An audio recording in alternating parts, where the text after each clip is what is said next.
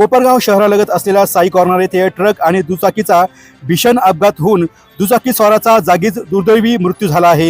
ही घटना आज बुधवारी 12 ऑगस्ट 2026 रोजी सुमारे 3 वाजेच्या सुमारास घडली आहे। या अपघातामध्ये अशोक भवर राहणार शिंगवे तालुका कोपरगाव यांचा जागीच मृत्यू झाला आहे। मिळालेल्या माहितीनुसार भवर हे मुलांच्या महाविद्यालयीन कामासाठी कोपरगाव येथे आले होते। महाविद्यालयीन काम आटपून शिंगवे येथे जात असताना हा भीषण अपघात घडला आहे।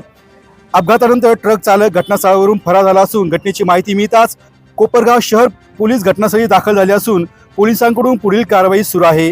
या अपघातामुळे साई कॉर्नर परिसरात मोठी वाहतुकीची कोंडी झाली असून काही काळ वाहनांच्या लांबच लांब रांगा लागल्या आहेत। दरम्यान मृतदेह अमित खोकले यांच्या रुग्णवाहिकेतून शवविच्छेदनासाठी ग्रामीण रुग्णालयात दाखल करण्यात आला असून फरार ट्रक चालकाचा शोध घेण्यासह अपघाताचा पुढील तपास कोपरगाव शहर पोलीस करत आहे।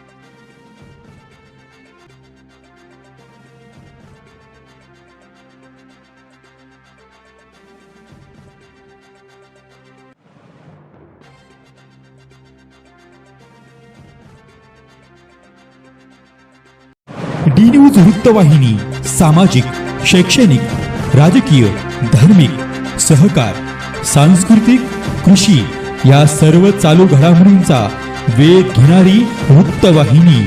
डी न्यूज वृत्तवाहिनी, वेध वर्तमानाचा।